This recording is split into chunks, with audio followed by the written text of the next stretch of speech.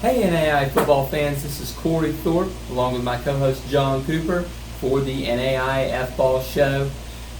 Welcome to it. We are brought to you by our friends at Fifth Quarter College Football. They are passionate about small college football, love what we do here, and they are behind us every step of the way. And they are creating some other teams here. I've seen ECU, I've seen Oregon, I've seen Iowa. They have a ton right now. They got a ton. Absolutely ton, and it's been fun to watch. And then they have us, which brings up 80-plus teams. Absolutely. So the best thing you could have. But let's go ahead, Cory, man. Let's talk about our friends about Temple. Yeah, before we get started. So Temple Sporting Goods, powered by AdCraft, also helps support the NAIAFBALL Show and NAIAFBALL in general. Right now, guys, they are having a cleats clearance, 45 to 60% off or more off of list price. So if you're, week 5 and you're going, man, I need me a new pair of cleats. I know as a high school football coach, we run through cleats like crazy, especially now in this time of year where it's absolutely muddy, getting colder weather. Like the Jamestown, Concordia, Nebraska game. I bet those guys wish they had extra cleats. Or an extra 2 or 3 pairs of socks. They went triple overtime in the mud. Didn't stop raining all game. Did anybody ever make it to 200 yards of offense? I'm not sure. That was a miserable game to watch. If you're a fan, not if you're a player, you dream of stuff like that. Weirdo. But let's get to some results, man. I think the biggest shock of the week is the Grandview Vikings under Coach Woodley beating Benedictine 27-6 and holding Benedictine's rushing attack to 54 yards. They dared Schaefer Schutz to beat them through the air, and he made mistakes. Absolutely, and they could not rely on that rushing game. If you can't run the ball as a top 2 team, which Benedictine is, and I think they'll still make a great playoff run coming up. But Grandview, this is what we expected of Grandview back when they played Evangel. Yeah. They looked sloppy 2 weeks ago. This was the Grandview team we expected, and this came out of nowhere against Benedictine. Absolutely. They held the Raven rushing attack to 54 yards. Now, granted, one of the Ravens was out.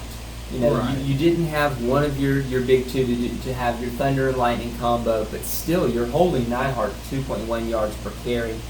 And then you have Schaefer, who is really efficient 99% of the time through 3 interceptions. Not today. Went for 131 yards, but the Grandview rushing attack went almost 2 bills. Jerry Lowe with 75 yards and a touchdown. Johnny Sullivan added 42 and a touchdown as well. I wouldn't doubt Benedictine the rest of the way. It's very plausible for them just to go 9-1. They weren't perfect coming into the playoffs last year. It's all about getting hot in the month of November. Absolutely. Now, our other shocker, a little bit of a shocker, was Marion St. Francis. I knew that would, I knew Marion had a good team, but I didn't know it was. I had St. Francis. I thought Crable was going to make some better plays. And they didn't give him any opportunities. Marion held on to that ball. Crable was 17 of 37 to get under 50% passing. They really forced him to try to throw between the hash marks, which just didn't work for Crable. On the other hand, Ethan Darter was 10 of 16 and did well. And that's all you had to do. Not saying Darter's a game manager at all, but when you're going against an elite team, you got to be able to run the ball. And run the ball, they did. Run the ball, yes. If you can run the ball as an elite team, you're going to have an easier time. And they just grinded St. Francis out. Charles Sallery ran the ball 42 times for 187 yards rushing. 42 times. That's saying get on my back and let's win the game. Yep, he was a man amongst boys out there. Now, this week's thriller. Yes. We have a lot of upset people about this one, but I think the Concordia Siena Heights game showed that Siena Heights is for real. I know we had some in our media era that wanted to drop Concordia. I said, no way for me personally, because beating any ranked team is a hard thing to do. It just is. Anytime you go against a team that's, just efficient, and plays great defense. Siena Heights plays great defense. Sure do. And I think it tells a good story about both teams. I think both teams are playoff worthy. Concordia is definitely a top 5 team in my opinion. Siena Heights, I actually bumped them up, even though they had a loss. I did the same thing. I thought they had it when they had that FSU versus Kansas in the Meadowlands moment where FSU just keeps Kansas out after goal line play. These guys did the same thing. It was 6 of 7 plays were within the 10-yard line. Right. And they forced the interception. And all Concordia's 10 points were at the end. Absolutely. And it's all about who wins the fourth quarter, and Concordia won the fourth quarter and they won the game. Absolutely. And then our blowout, we talked about this one a little last week. Yeah, it was a Thursday night game. Kind of weird. I know Thursday nights are part of college football at any level, but I think this Lindsey Wilson-Bethel game, a bluegrass game, I wish it could have been played on a Saturday night just so it would have been easier to watch. But Lindsey Wilson absolutely dominated, and they got their statement win. Absolutely. We talked about Cameron Dukes time and time again. He didn't really have to throw the ball very much. He only dropped back 19 times. No, his defense took care of him. They put the Lindsey Wilson offense in great situations. And if that 3-3 stack, 3-4 defense for Coach Oliver over there can put his offense in good position, they're going to just dominate teams. Shout out to Jalen Boyd, who was running 12.8 yards a pop for 115 yards on the day. The interesting thing about Lindsey Wilson is they have a couple statement wins already, but they're playing what I consider the most successful but yet quietest team in the top 10, Cumberland's at the end of the year. That's going to be a game you have marked. So how does all this shake up our top 25? Let's go ahead and look. Let's take a look. So, starting from the bottom, we have the Bethel Wildcats. I'm surprised they're still there, but I think it's by committee. So many lost in that bottom of the top 25. Yep. They just lucked up and stayed. But I will say this, it's not on here, but Sterling is nipping at their very heels. close, yes. It was Sterling from the KCAC. That's right. They're having a great year so far. Absolutely. At number 24, we have Montana Tech. Montana Tech has Montana Tech has a chance to really bump up with Montana Western on the horizon. Absolutely. Number 23, the Baker Wildcats. We were worried about Baker a little bit because they lost so early those 2 games, and one of them they shouldn't have. But with the shakeup so far that Grandview's had with Benedictine and Evangel, Baker's right back in it. Absolutely. That loss to Grandview just looks better and better every week. Coming into the top 25 from the receiving votes category is Mid-American Nazarene. Well, you know, their coaches and players told us to look out for them this year, and they've made their mark at number 22. They took Culver Stockton, who's not a bad team. No, that has a great passing attack. And held them. Held them, yeah, to 9 points. Right. And number 21 is the team we were just talking about, Siena Heights. They actually don't come up any in the poll itself. I will say a lot of individuals did put them up. It's Yeah. surprising it didn't happen. I think Siena Heights will be just fine. Absolutely. Looking at 16 through 20, we have the Reinhardt Eagles, who I would say Reinhardt's on a slippery slope right now with 4-2. I know that they can win their division, but you have to be in that top 16 and win that division and go to the playoffs. But I tell you what, they exercised a bit of their demons on Saturday with that 71-21 They were win. frustrated. And they're still one of the most physical teams in the nation. They just got absolutely. put together in other areas. They really do, and they can't afford to go losing within their division, or they're going to get sunk real quick. At number 19 are the Langston Lions, who dominated a statement win over Lyon. You're right, over Lyon, the team out of Arkansas. So that's the Langston we all like and love. Yep, we'll have to see. 2 weeks from that's the today Ottawa Arizona game, right? Is the Ottawa Arizona game. That's game of the week, most likely. That's going to tell the tale of what happens in the Sooner. Absolutely. At number 18, we have St. Xavier. They are on a slippery slope as well, being 2-2. They have what is the 2 most quality losses a team could have. Absolutely. But they're going to win their division most likely. I think they'll get in around 7-3, 8-2. Yep. At number 17, we have Montana Western. We'll just have to see what happens in the frontier there. Yeah, especially with Montana Tech on the horizon this weekend. Yep. They have a chance to really bump themselves into the top 15. From the North Star, we have Dickinson State just doing what Dickinson State does. Yeah, they are They're dominating the North Star still. We'll just see Waldorf coming up. Yeah, that's gonna be a fun one as Won well. the game they lost last year. Looking at our 11 through 15, we start out with Southeastern.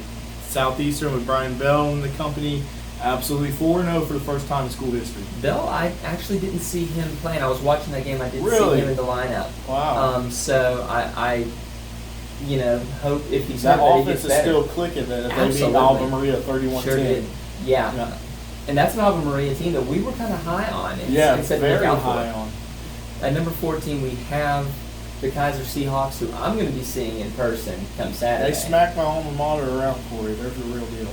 35-3. Kind of jealous you didn't go watch them. At number 13, we have Evangel. They put out frustrations this weekend from that Grandview loss. Evangel's going to be just fine with Coach Hepler. It's going to be an interesting game this week. We'll get to that in a minute. At number 12, we see where St. Francis falls to. Kind of the same narrative of last year. They took that early loss to Marion. They might lose again, but when it's playoff time, I'm not counting against Coach Donnelly. They made it to the semifinals on a down year last year. There's no rest for the weary there. Not at all. They've got to get back up off the mat and do this all over again on Saturday. And number 11, just shy of that top 10, is Ottawa of Arizona. Top 10's coming. That air raid attack, man, putting up some points. It's nasty. Absolutely. I mean, we've got a couple matchups that there's a shot for it. So we'll just have to see.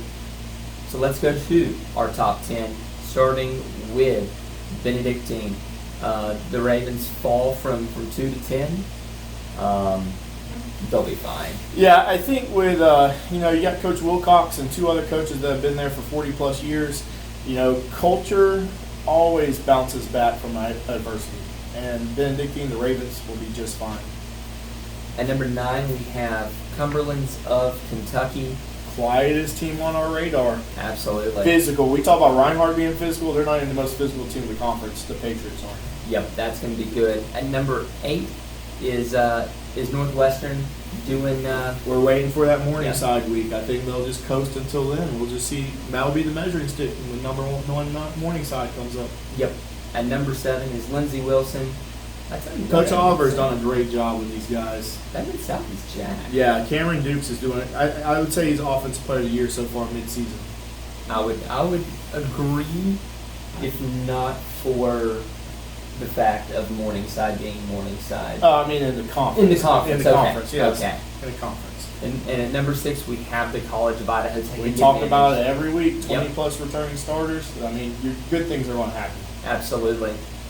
They play Carroll this week, so that's going to be a tough test for them. Carroll is one of those teams that you never want to overlook. No, that's college NAI royalty right there. And so our top 5. Concordia, they stay right there at number 5, well-deservingly so. They just haven't impressed as much as the other 4 teams, in my opinion. Yeah. So you have Grandview right there at number 4 with that just stout defense. They had the mishap with Evangel, but they won, and Evangel's a top 15 team. Yeah. They won. And then you have just a domination over Benedictine. I would not be shocked to see Grandview make that deep run and us getting to see the Vikings. They say defense wins championships. Absolutely. Who wouldn't love a Morningside Grandview matchup? That would be fun. Grambling, Louisiana. But let's go to number 3. Let's not discount the Knights. No, not at all. Especially with their big win. Right now, yeah. they're the class of the mid-states right now. They sure are, right in the back of Charles Salary and Ethan Darter, the 6'6" quarterback. They got Concordia coming up in a couple weeks, so I mean, there's no rest. And then Siena Heights later. There's no rest for the Knights. Kansas Wesleyan really takes advantage of all of the chaos by having that bye week. Yes, and they do. And just being in the KCAC really helps. And then your one out-of-conference opponent was Texas Wesleyan. There's going to be a lot of haters for Kansas Wesleyan, these next couple weeks. Say they don't deserve it. Kansas Wesleyan's just going to have to show it in the playoffs like they did last year.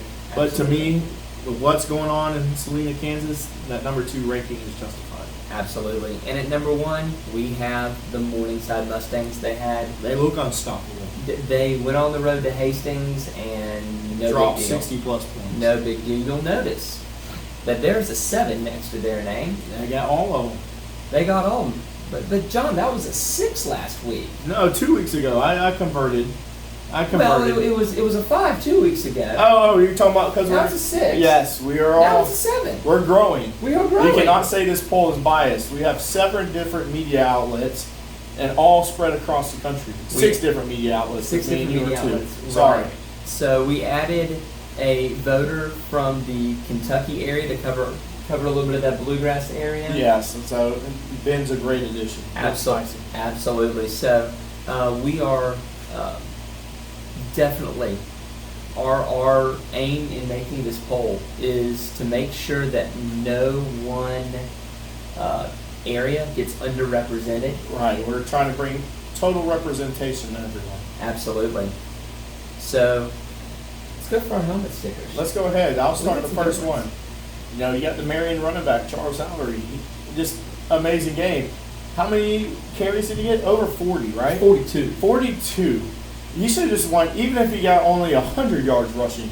The fact that you gave the man 42 rushes meant that your game plan knew that you could pound the Cougars of St. Francis, and that you had that much trust in your offensive line, and that much trust in Charles. I say you should give it to the offensive line as well. Now, that means majority of your plays were. Go ahead. I will say this: he had 43 yards receiving. He picked up a couple over of really. Yeah, he's over 200 total yards. There were some key 220. third downs that he picked up on swing passes that he made St. Francis miss, and They're probably thinking they're stars that he just didn't get the handoff that play. Yep, Didn't expect it. got 3 rushing touchdowns. But tell us on the about night. our defensive player of the week. Defensive player of the week is Georgetown's defensive lineman Landon Carolla, who had that is not a misprint. That is not a typo.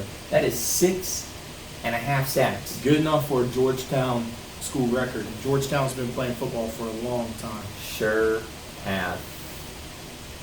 You know, we had a really good slate of games last week. It's getting even better this week. I think you're right. We got what to watch for this week. Concordia gets no rest after that walk-off win. Neither does St. Francis with not a bad loss, but just a tough loss. Both of them have got to get up off the mat and figure out how to come back from an emotional game and get up again against each other. Exactly. And I think it's going to be a defensive struggle between these two. Concordia's coming off that low-scoring game. St. Francis wasn't able to get much points against Marion. I see this 14 and below for both teams. I got a feeling that you're right. What is that like? As a player, you come off an emotional game, and then next Saturday you're right back at it. How do you get your mind right? Well, especially for these mid-state kids, they see it all the time. They should probably be used to it. Honestly, you just thank God for the opportunity that you get so many games against these teams, because it's a building block to your playoffs. In reality, you want to have these games because when playoffs comes, there's no rest each week. That's a point. We talk about these mid-state teams being battle-tested. Right, and they definitely are. Just like the Mid-South teams. We got Cumberland's Kentucky versus Bethel. Does Bethel lay over for Cumberland's Kentucky? Because the Patriots aren't going to feel sorry for them. No. Especially because they dropped 98 points on a team that felt sorry for themselves. Sure did. The Wildcats have to be ready for the Patriots, because they're just going to try to just put their foot on their throat and end it.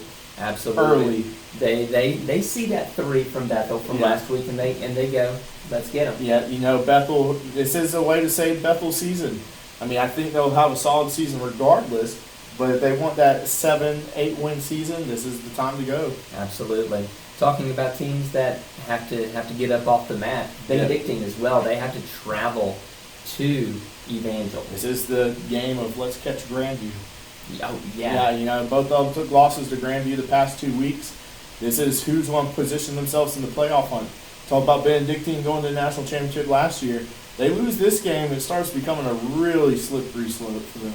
Yeah, it does. And, we've heard a lot about Evangel, and a lot of our folks in our group chat have kind of expressed some doubts about who Evangel is, how good Evangel is. I will say there is no doubt in their front 7 at Evangel with Coach Hepla. That's why they're top 5 defense statistically in almost every category. But let's go out to the frontier. Montana Western, the Bulldogs over there against the Montana Tech Four Diggers. That's going to be a good one. They're that both position's good teams. who is in the right position to knock off College Idaho. And even if they don't, can whatever team that wins this Right. Positions himself for at-large worst case scenario. Absolutely. That's really, you've got to be looking at it. If you can't beat College of Idaho, can you at least get an at-large? Right. So, a couple of housekeeping and footnotes. We want to say an absolute congratulations to Bethel, former Bethel quarterback, former Bethel head coach Brent Dearman. Yeah, what a great story. He was the offense coordinator a couple years ago at Arkansas Monticello, Division II school. Comes back to his alma mater at Bethel, Tennessee. Comes back to McKenzie over there. Goes perfect in the regular season, wins the division in the Mid-South, and now went to Kansas as an offense analyst, and now, this next man up over there, and he's the next man up for the offense coordinator position under Les Miles. Yep.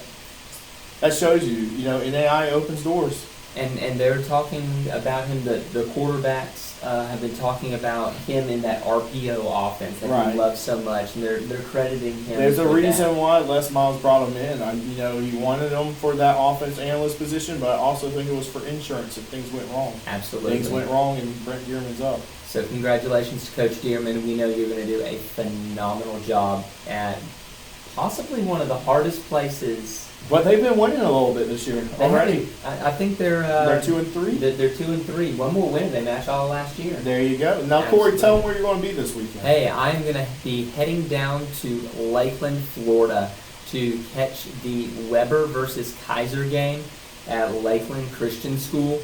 I want to meet as many of y'all as possible. Just to kind of get a glimpse of and meet the people who support us. We are not a couple of big-headed media guys over here. No, we're doing it out of the love, but we take it very serious, and I think you can tell that we are the experts in this. Not tooting our horn, but other guys can sit in front of the camera for 30 minutes to an hour talking about NAI football. It's hard. Without missing a beat at times. Right. So we enjoyed that. Guys, be ready. We have a goal in mind. We have a Patreon page. It's not like we're trying to get rich from this, but we would like just the support to help us expand on this. We have a goal. If we get to $500 on our Patreon page, we're only asking for $1 memberships. So basically we have about 13,000 followers. That probably works for like pennies on the dollar if we average per follower. If we get to $500, we will create a personal, basically Wikipedia page for each school on the NAIAFBALL website. Yep. One thing before we go, I realized that we forgot to do the ad read for 417 and our friends there. We don't want to leave them out. They do all sorts of helmets. I actually asked them tonight, do y'all do FBS helmets? And they said, heck yeah, They do everything. They do everything. XFL, high school. They even have prints. I saw one at Bryant-Denny Stadium on their website that looked beautiful. We have a high school team, Shoppy Yellow Jackets, that haven't played football since the 60s. They would do that too. Absolutely. 50 years gone, and they would still do it. And they've got some really, really pretty throwback helmets. Very pretty. If you're full size or miniature. Or miniature, they will set you up. So go to 417helmets.com.